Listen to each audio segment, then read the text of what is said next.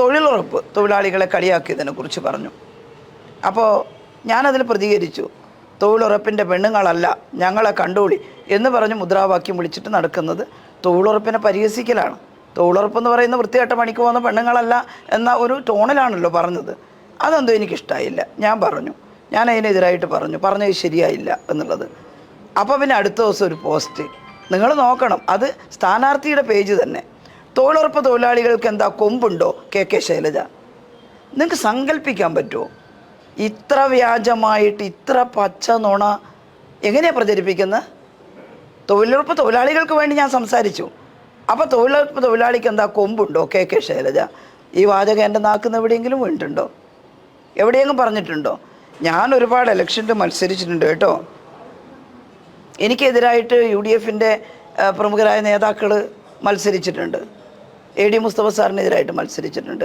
MP Krishnan നായർക്കെതിരായിട്ട് മത്സരിച്ചിട്ടുണ്ട്.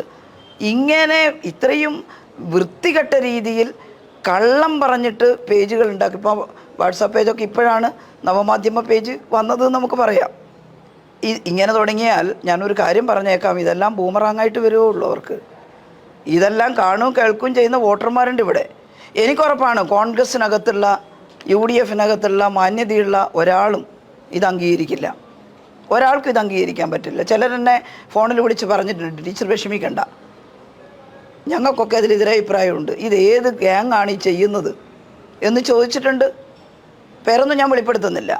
ഇനി മുസ്ലിം ലീഗിനകത്ത് എന്താ മാന്യമായിട്ട് ഇടപെടുന്ന പെരുമാറുന്ന ആളുകളില്ലേ? ഇതെവിടുന്ന് കൊണ്ടുവന്നു ഈ സംഘത്തെ? എവിടുന്ന് കൊണ്ടുവന്നവരാണ്? വടകരക്കാരാണെന്നൊന്നും എനിക്ക് അഭിപ്രായമില്ല. ആരെങ്കിലും ഉണ്ടാവാം വടകരയിലുള്ളവരും.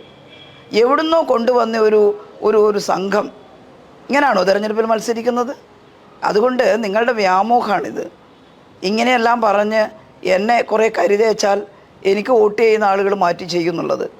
കുടുംബ ഗ്രൂപ്പുകളിൽ നിങ്ങൾ ഇട്ടാൽ ആ കുടുംബത്തിൽ എന്നെ അറിയുന്നവരില്ലേ? അവർ പറയില്ലേ ഞങ്ങളുടെ ശൈലജ ടീച്ചർ ഇങ്ങനെയല്ല എന്നുള്ളത്, ഏത് പാർട്ടിയിൽപ്പെട്ടവരായാലും.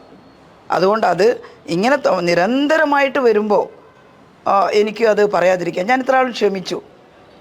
ഞങ്ങളുടെ കൂടെയുള്ളവരെല്ലാം പറഞ്ഞു മതി, അതങ്ങോട്ട് പോവാൻ നോക്കാം, നമുക്ക് 1-2 ഇട്ടിട്ട് അങ്ങ് പോവാൻ നോക്കാം. പക്ഷെ 1-2 മരണവെപ്രാളം കാണിക്കുകയാണ് കേട്ടോ. ഇനിയിപ്പം തിരഞ്ഞെടുപ്പിന് 5-8 ദിവസമേ ഉള്ളൂ. ഇനി എന്ത് വെപ്രാളം കാണിക്കാമെന്ന് എനിക്കറിയില്ല. ഒരുതരം വെപ്രാളം, എങ്ങനെയെങ്കിലും എന്തെങ്കിലും പ്രശ്നങ്ങൾ ഉണ്ടാക്കി അടങ്ങൂ എന്ന മട്ടിൽ ഇങ്ങനെ ഇട്ടുകൊണ്ടേയിരിക്കുകയാണ്. അതുകൊണ്ട് നിങ്ങൾ മാധ്യമപ്രവർത്തകർ, നിങ്ങളുടെ പോലും പേജിൽ, അതാണ് മാതൃഭൂമിയുടെ പേജ് ക്രിയേറ്റ് ചെയ്തത്. ഇനി മാതൃഭൂമിയുടെ ഒറിജിനൽ പേജാണെങ്കിൽ എന്നോട് പറഞ്ഞാൽ മതി, ഞങ്ങളുടെ പേജിൽ ഞങ്ങളുടെ അനുഭവത്തോടെ കൊടുത്തതാണെന്ന്. അപ്പോൾ പിന്നെ ഞങ്ങൾക്ക് വേറെ വർത്തമാനമില്ല. കേട്ടില്ലേ? മാതൃഭൂമിയുടെ അതിൻ്റെ ഓണേഴ്സിനൊക്കെ ഞാൻ വിളിച്ച് ചോദിച്ചപ്പോൾ അയ്യോ ടീച്ചർ ഞങ്ങളങ്ങനെ കൊടുക്കുമോ എന്ന് പറഞ്ഞ് ഒരു തവണ അവർ നിഷേധക്കുറിപ്പ് കൊടുക്കുകയും ചെയ്തു മാതൃഭൂമി. ഇതാണ് വരുന്നത്. ഇനിയുള്ള ദിവസങ്ങളിൽ എൻ്റെ പ്രിയപ്പെട്ട വോട്ടർമാർ, സഹോദരി സഹോദരന്മാർ, നിങ്ങൾ ഏത് പാർട്ടിയിലോ പെട്ടവരാകട്ടെ, നിങ്ങൾക്ക് എന്നെക്കുറിച്ച് അഭിപ്രായ വ്യത്യാസം ഉണ്ടെങ്കിൽ നേരിട്ട് ചോദിക്കാം, അല്ലെങ്കിൽ ഇന്നതാണെന്ന് പറയാം. ഈ നുണപ്രചരണത്തിൽ വിശ്വസിക്കരുത്. ഇതിലേതെങ്കിലും ഒന്ന് നിങ്ങൾക്ക് കൂടുതൽ അറിയണമെങ്കിൽ എന്നോട് ചോദിക്കാൻ ദയവുണ്ടാകണം.